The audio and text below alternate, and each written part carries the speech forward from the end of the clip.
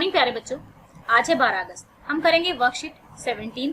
पिछली वर्कशीट में भी हमने इलेक्ट्रिसिटी के बारे में पढ़ा था। क्लास आपकी 10th है, सब्जेक्ट साइंस है।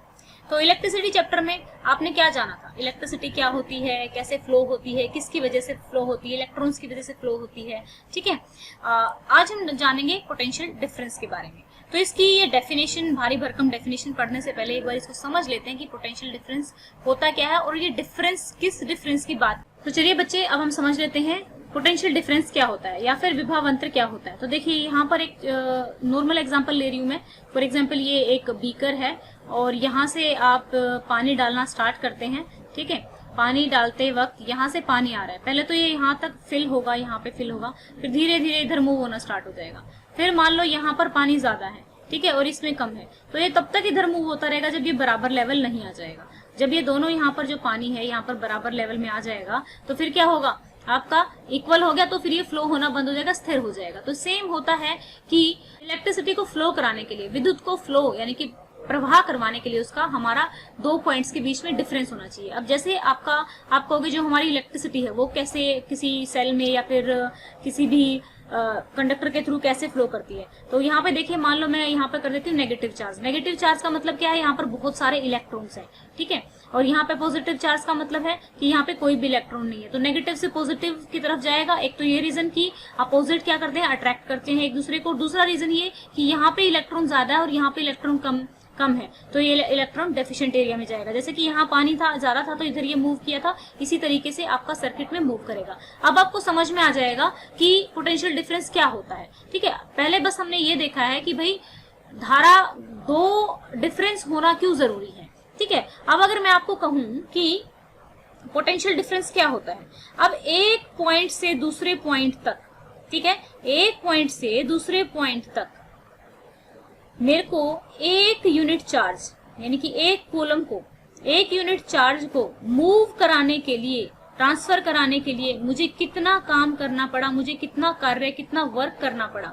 ठीक है, तो वो V जो पोटेंशियल डिफरेंस है या फिर विभवांतर है उसको हम V से रिप्रेजेंट करेंगे। तो 1 कितना वर्क करना पड़ेगा किसको मूव कराने के लिए, एक यूनिट ऑफ कॉलम चार्ज को। तो हमारा जो पोटेंशियल डिफरेंस या फिर विभवांतर है उसकी यूनिट क्या हो जाएगी, वोल्ट हो जाएगी। ठीक है, तो चलिए अब हम समझते हैं अपनी वर्कशीट में से। तो अब आपको समझ में आ गया कि पोटेंशियल डिफरेंस क्या होता है।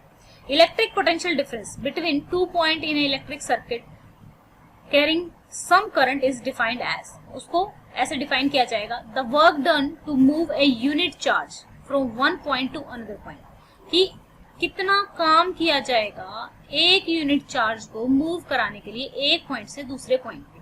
तो पोटेंशियल डिफरेंस क्या हो गया, वर्क डन। ठीक है, किसके लिए किया गया है ये वर्क डन, एक यूनिट चार्ज को मूव कराने के लिए। तो volt is equal to potential difference को हम V से रिप्रेजेंट करेंगे, वर्क को W से और चार्ज को Q से, जो कि हमने पिछले लेक्चर में भी सीखा था। तो SI यूनिट क्या है इलेक्ट्रिक पोटेंशियल डिफरेंस की, वोल्ट है।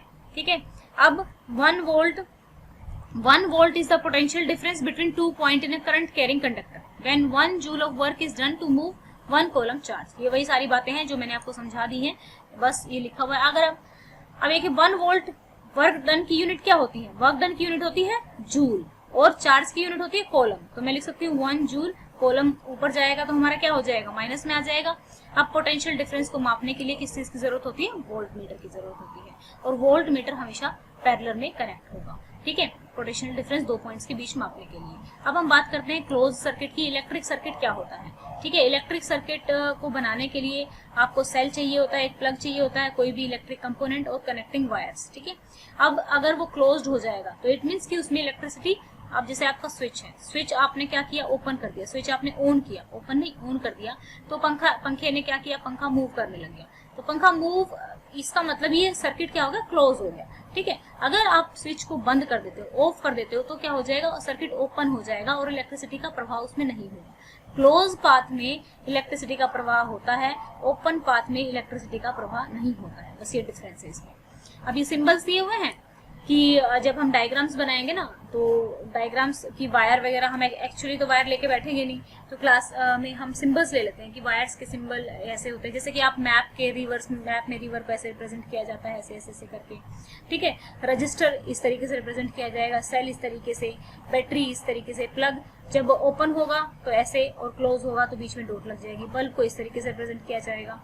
सो नेक्स्ट हमारा है एमीटर, यहाँ पे ए लिखा हुआ है, वोल्टमीटर में बी लिखा हुआ है। तो पहला क्वेश्चन है what is meant by saying that the potential difference between 2 point is 1 volt. Potential difference 2 points के बीच में 1 वोल्ट है, इसका क्या मतलब है? यहाँ से लिख देना ये वाला क्वेश्चन, 1 वोल्ट, यहाँ पे when 1 joule of work, question number 1, ठीक है। और यहाँ तक लिखना है कि जब 1 जूल ऑफ वर्क किया जाएगा एक कूलम चार्ज को, वो पोटेंशियल डिफरेंस होगा। Draw the symbol of A given component, component के सिंबल यहाँ से उठा लेना, ठीक है। अब बात करते हैं हम,